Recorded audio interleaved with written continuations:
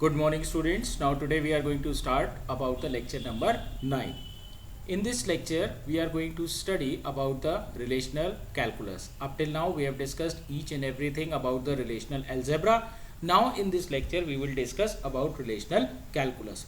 First of all, if we see about the relational calculus, then relational calculus is simple and it is similar to the relational algebra. As in relational algebra, we are going to write down the expression on the basis of the various operations.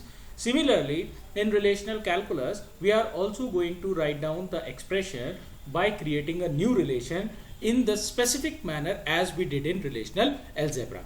But the basic difference between the relational algebra and relational calculus is that in relational algebra, we are having a new relation that is being formed on the basis of the operations.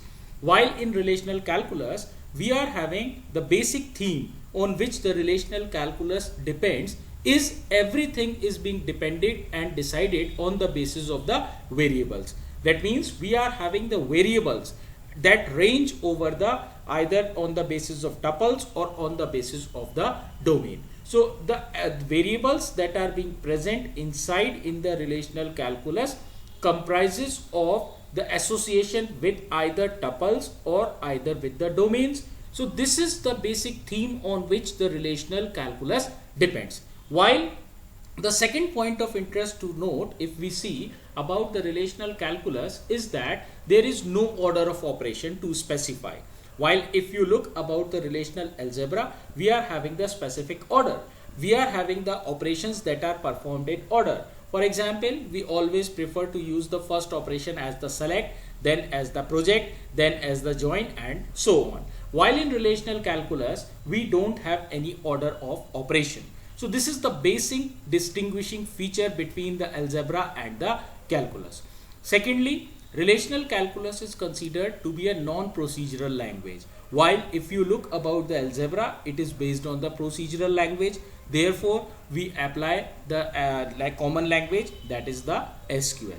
So we are having this as the basic features that defines the calculus to be indifferent with the relational algebra. Now, if we see the first part or the first type of relational calculus, that is the tuple calculus. What happened in this tuple relational calculus? It is based on specifying the number of tuple variable. As हमने देखा कि हमारे पास जो भी calculus relational calculus के अंदर होता है वो सब ही वेरिएबल्स के बेसिस पर डिसाइड किया जाता है. टपल रिलेशनल कैलकुलस हमारे जो बेस्ड होती है वो कितने नंबर ऑफ टपल वेरिएबल हमारे पास होंगे उसके ऊपर डिफाइन करी जाती है.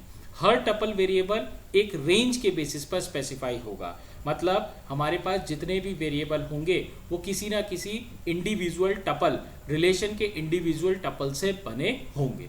तो अगर मैं जनरल फॉर्म देखूं अपने टपल रिलेशनल कैलकुलस के, तो मेरे पास क्या है, T bar condition T, where T क्या है, कोई भी टपल वेरिएबल है, कंडीशन उस टपल पे जो कंडीशन अप्लाई करी जाएगी वो होगी. तो मेरे पास रिजल्ट क्या होगा, सारे टपल्स का जो कंडीशन को सेटिस्फाई कर रहे हैं. This is the tuple relational calculus. अब अगर मैं एक टपल रिलेशनल कैलकुलस का एग्जाम्पल देखूं तो सबसे पहले मेरे पास क्या होगा, मुझे फर्स्ट और लास्ट नेम सारे एम्प्लॉयज के निकालने हैं जिनकी सैलरी 50,000 से अबव है.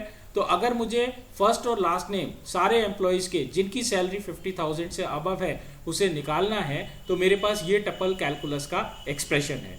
T dot first name, T dot last name, bar employ और कंडीशन सैलरी ग्रेटर देन 50,000. तो मेरे पास फर्स्ट नेम और लास्ट नेम अगर ये है तो मैं एम्प्लॉय और सैलरी को इस कंडीशन से डिफाइन करूंगा. तो ये कंडीशन एम्प्लॉय की मुझे ये बताएगी कि टपल वेरिएबल्स की रेंज कितनी है. अगर मैं फर्स्ट और लास्ट नेम के बारे में बात करूं, अगर इसी एक्सप्रेशन को मैं रिलेशनल अलजेब्रा में देखूं तो यहाँ पे मैं क्या कर रहा हूं कि सबसे पहले फर्स्ट नेम और लास्ट नेम को प्रोजेक्ट करवा रहा हूं, सैलरी को सेलेक्ट कर रहा हूं कंडीशन के साथ कि ग्रेटर देन 50,000 होनी चाहिए. तो ये एक छोटा सा एक्सप्रेशन मैंने लिखा है जो कि टपल रिलेशनल कैलकुलस को डिफाइन करता है, जो कि सारा का सारा वेरिएबल पे डिपेंडेंट है. वेरिएबल मेरा टी है और ये कंडीशन है जिसके बेसिस पे मैं उसे डिफाइन कर रहा हूं. तो ये टपल रिलेशनल कैलकुलस का एक सिंपल सा रिप्रेजेंटेशन है जो कि हमें कंप्लीट डिस्क्रिप्शन देता है. अब अगर मैं टपल रिलेशनल कैलकुलस की बात करता हूं तो मेरे पास जो अभी एग्जाम्पल मैंने देखा था, उस एग्जाम्पल में एक मुझे कमी लगी। वो ड्रॉबैक ये था कि मुझे ये नहीं पता चल रहा था कि मैं सारे टपल्स के बारे में बात कर रहा हूँ या सिर्फ कुछ लिमिटेड टपल्स के बारे में ही बात कर रहा हूँ। अगर आप T dot first name, T dot last name देखते हैं तो ये एट्रीब्यूट्स तो हैं, लेकिन इन एट्रीब्यूट्स के कितने टपल्स मैंने लिए हैं? 5 टपल लिए हैं, 4 लिए हैं, या 2 लिए हैं, या अपने आप सारे ले लिए हैं? तो अगर मैं इस एक्सप्रेशन को और क्लियर करना चाहता हूं तो मेरे पास 2 क्वांटिफायर्स यूज करे जाते हैं जो कि एग्जिस्टेंशियल और यूनिवर्सल क्वांटिफायर्स होते हैं। तो मेरे पास 2 सिंबल्स यूज करे जाते हैं जो कि यूनिवर्सल क्वांटिफायर, जिसको कि मैं अपोजिट ए, उल्टे ए से डिफाइन करता हूं, और एग्जिस्टेंशियल क्वांटिफायर जो कि उल्टे ई से डिफाइन करा जाता है। ये 2 क्वांटिफायर ये बताते हैं कि यूनिवर्सल मतलब सारे के सारे कंडीशंस हमेशा ही सेटिस्फाई होंगी, एग्जिस्टेंशियल जितनी कंडीशंस को हम स्पेसिफाई कर रहे हैं उतनी ही होगी। तो अगर इनफॉर्मली देखें तो मेरे पास कोई भी टपल टी एक वेरिएबल है, वो बाउंड होगा कब होगा?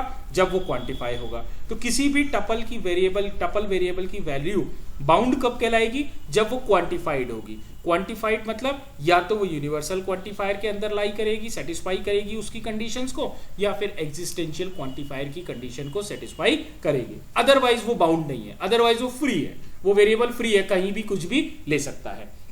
तो अगर मैं अपनी इन दोनों कंडीशंस को देखूं तो सबसे पहले क्या है, अगर मेरे पास f कोई फॉर्मूला है, फॉर्मूला मतलब कोई मेरे पास एक्सप्रेशन बना है, जैसे कि आपके पास ये एक एक्सप्रेशन बना था, ये एक एक्सप्रेशन है, तो f क्या है उसको मैंने फॉर्मूले से कह दिया, f कोई फॉर्मूला है।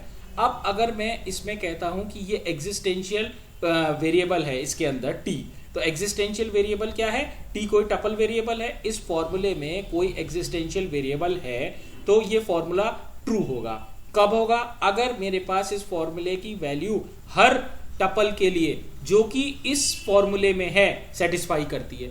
तो इसका मतलब मेरा टपल जो है उस एग्जिस्टेंशियल कंडीशन को सेटिस्फाई करता है, अदरवाइज वो फॉल्स है।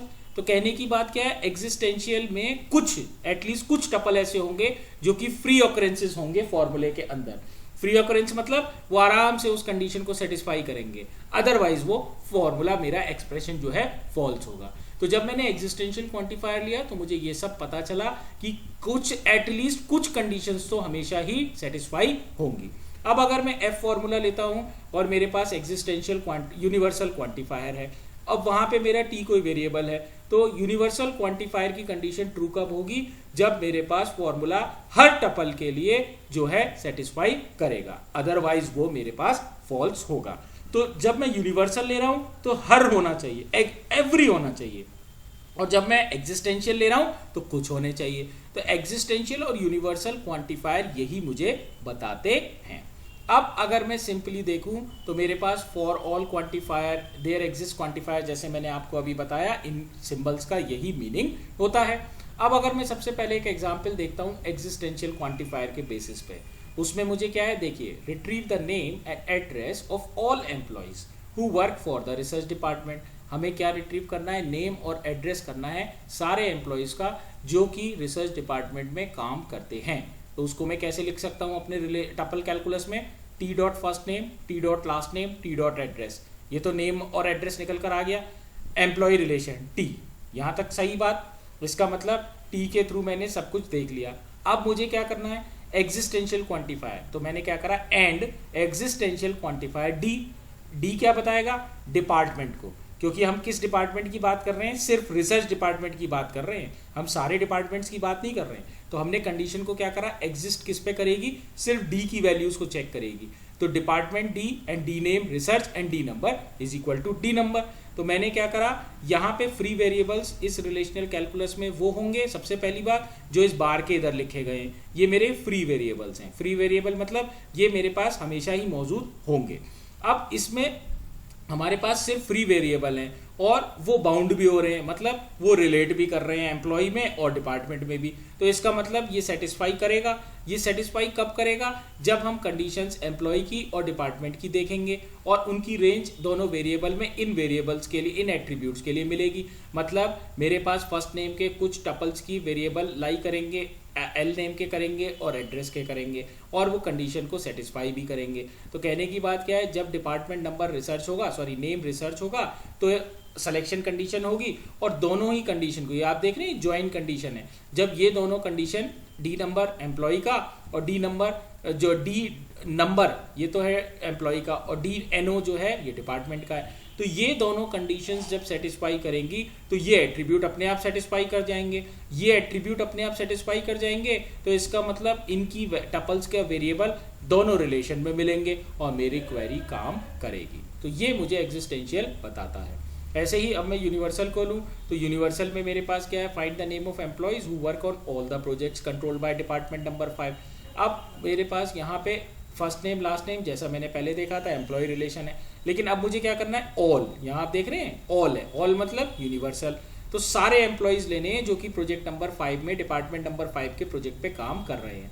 अब मैंने क्या कहा, employ L name first name तो मिल गया। अब मैंने क्या कहा, not project X nor department number 5। मैं प्रोजेक्ट को भी नहीं लेता हूँ, डिपार्टमेंट नंबर 5 को भी नहीं लेता हूँ। क्या लेता हूँ, सिर्फ उनको लेता हूं जो वर्क करते हैं जिनका एम्प्लॉय एसएसएन ईएसएसएन के बराबर होता है और पी नंबर पीएनओ के बराबर होता है। तो यहां पे मैंने एग्जिस्टेंशियल लगाया। यूनिवर्सल तो कहता था सारे टपल्स आ जाएंगे, लेकिन मैंने उसमें लिमिटेड टपल्स लिए एग्जिस्टेंशियल लगा के। तो इस तरीके से मेरा यूनिवर्सल क्वांटिफायर पूरे के पूरे टपल्स की वैल्यू को डिफाइन कर रहा है। तो ये क्वेरी यूनिवर्सल क्वांटिफायर को कंप्लीटली स्पेसिफाई करती है। अब अगर हम टपल रिलेशनल कैलकुलस की लैंग्वेजेस को देखें तो सबसे पहली कॉमन लैंग्वेज हमारे पास एसक्यूएल होती है, क्योंकि एसक्यूएल का बेसिक ब्लॉक स्ट्रक्चर क्वेरीज को आसानी से एक्सप्लेन करता है। एसक्यूएल के अंदर 3 चीज़ें हमेशा यूज करी जाती है बेसिक स्ट्रक्चर के अंदर, जो कि होती है सेलेक्ट, फ्रॉम, वेयर। सेलेक्ट क्या बताता है, लिस्ट ऑफ एट्रीब्यूट, हमें क्या करना है, कौन से एट्रीब्यूट्स हमने सेलेक्ट किए हैं। फ्रॉम, कौन से रिलेशन से किए हैं। वेयर, कौन सी वेयर कंडीशंस क्या होंगी जिन पे ये एट्रीब्यूट्स काम करेंगे। तो ये एसक्यूएल का बेसिक स्ट्रक्चर है जो कि हमेशा ही यूज किया जाता है। हम एसक्यूएल के बारे में भी आगे पढ़ेंगे तो हम देखेंगे और भी डीपली। अब अगर और लैंग्वेजेस की बात करी जाए टपल रिलेशनल कैलकुलस की, तो एक अनदर दूसरी लैंग्वेज होती है क्यूयूईएल, क्वेरी एक्सटेंडेड लैंग्वेज, जो कि जिसका कि सिंटेक्स क्या होता है, range of variable name is relation name, मतलब क्या वेरिएबल की रेंज है और किसका वो रिलेशन है, ये सिंटेक्स से हम उसे डिफाइन करते हैं। लेकिन ये ज़्यादातर रिलेशनल इंग्रेस में यूज़ किया जाता है, जनरल में तो हम एसक्यूएल को ही यूज़ करते हैं। अब अगर हम दूसरा रिलेशनल कैलकुलस का दूसरा पार्ट देखें तो वो होता है डोमेन, मतलब रिलेशनल कैलकुलस या तो टपल के बेसिस पे काम करेगी या डोमेन के बेसिस पे। तो टपल के बेसिस पे हमने देख लिया कि वो किस तरीके से काम करती है। अब हम जानते हैं कि हमारे पास जितने भी रिलेशन में एट्रीब्यूट्स होते हैं उनकी कुछ ना कुछ डोमेन्स होती हैं। तो अगर हम डोमेन के बेसिस पे अप्लाई करें, डोमेन रिलेशनल कैलकुलस को डिफाइन करें, तो ये हमारे पास निकल कर आता है। तो अनदर वेरिएशन क्या होता है, डोमेन रिलेशनल कैलकुलस या सिंपल डोमेन कैलकुलस। इसके अंदर हमारी जो भी लैंग्वेज होती है वो क्यूबीई होती है, क्वेरी बाय एग्जाम्पल होती है। तो डोमेन कैलकुलस हमेशा ही इस लैंग्वेज के थ्रू रिप्लाई करती है क्वेरी को और इसके थ्रू डिफाइन करा जाता है।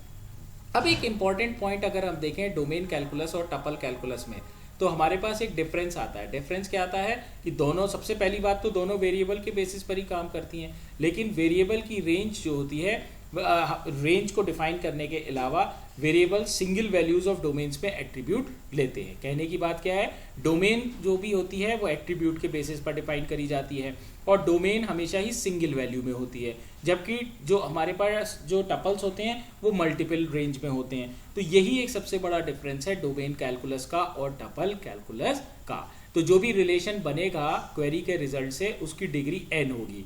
n मतलब जितने डोमेन वेरिएबल्स होंगे हर एट्रीब्यूट के, वो सारे के सारे मिलकर ही उस रिलेशन को, उस रिजल्ट को बनाते हैं।